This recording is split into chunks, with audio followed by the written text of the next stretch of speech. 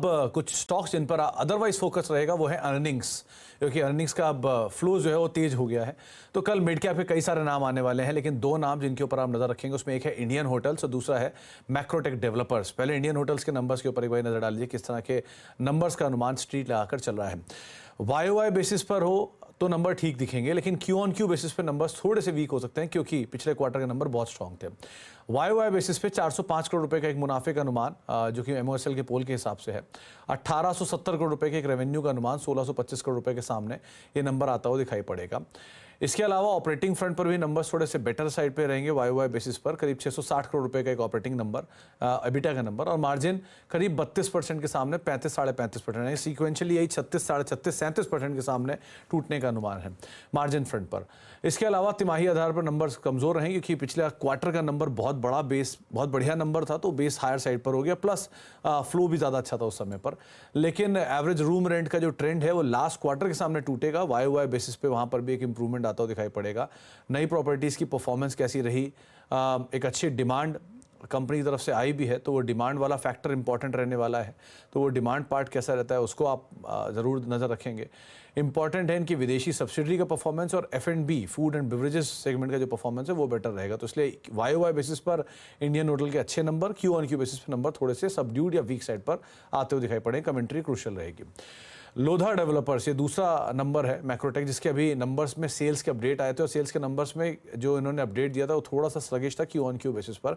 यहाँ पर भी स्टोरी सेम है कि पिछले क्वार्टर के नंबर बहुत अच्छे थे, पिछले साल के नंबर भी बहुत अच्छे थे, इसलिए नंबर्स आपको वाई बेसिस पे थोड़े से वीक दिखाई पड़ेंगे। लेकिन यहाँ पर नंबर्स में जो पैट है वो 511 करोड़ है 700 करोड़ के सामने, और जो रेवेन्यू है वो उतना नहीं, थोड़ा सा नीचे आने का अनुमान लगाया जा रहा है। लेकिन इबिटा फ्रंट पर जो नंबर है वो आपको बेटर दिखाई पड़ेगा क्योंकि वहाँ पर डिनोमिनेटर का इम्पैक्ट है, तो उस वजह से शायद नंबर थोड़े से अलग दिखेंगे। इसलिए मार्जिन आपको चेंज होते हुए दिख रहा है और इबिटा करीब 783 करोड़ 771 करोड़ के सामने है और मार्जिन में इतना बड़ा जंप इसलिए दिख रहा है। हालांकि पैट फ्रंट पर नंबर थोड़े वीक साइड पर दिख रहे हैं, तो बेस इफेक्ट का इम्पैक्ट काफ़ी ज़्यादा रहेगा और तिमाही आधार पर नंबर कमज़ोर रहेंगे। लास्ट क्वार्टर के नंबर लोधा के भी बहुत अच्छे थे, सो इसीलिए एक बार को आप सीक्वेंशियल बेसिस पे नंबर देखेंगे थोड़ा सबड्यूड आते हुए दिखाई पड़ेंगे। बुकिंग्स, नए लॉन्चेस, प्रीमियम सेगमेंट की ग्रोथ, नए मार्केट्स के अंदर एक्सपेंशन, ये कुछ चीज़ें इनको बाजार बहुत क्रूशली वॉच करेगा। लेकिन अदरवाइज सीक्वेंशियल बेसिस पे नंबर दोनों कंपनियों के थोड़े वीक और वाई बेसिस पे अच्छे नंबर रहेंगे। इंडियन होटल एक और चार्ट है जिसके ऊपर ओशो आपकी राय, कैसे आप रीड कर रहे हो नंबर से पहले, क्या करें यहाँ पर? ओवरऑल इंडियन होटल्स में देखें तो पिछले 3 हफ्ते में इसका वोलेटिलिटी कम होते जा रहा है, एक नैरो डाउन होते जा रहा है इसका रेंज। तो एक्सपेक्टेड रहेगा कि अगर 600 के ऊपर सस्टेन करता है तो यहाँ से एक अच्छा आउटबर्स्ट देखने को मिल जाएगा काउंटर पे।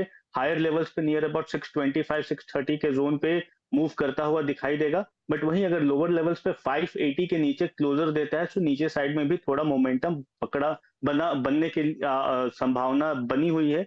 तो यहाँ पे थोड़ा वेट करना चाहिए। अगर 600 के ऊपर निकलता है, सस्टेन करता है, तो बाइंग साइड का अपॉर्चुनिटी इसमें ढूंढना चाहिए। एंड इवन अगर 580 के नीचे जाता है तो एक बार सेलिंग अपॉर्चुनिटी हमें देखने को मिल सकती है। बट ओवरऑल अगर मैं ट्रैजेक्टरी देखूं तो ट्रैजेक्टरी बुलिश फ्रंट पे ही है, सो बेटर रहेगा कि एक बार के लिए बुलिश बेट के लिए ही इस पे ज्यादा फोकस करें।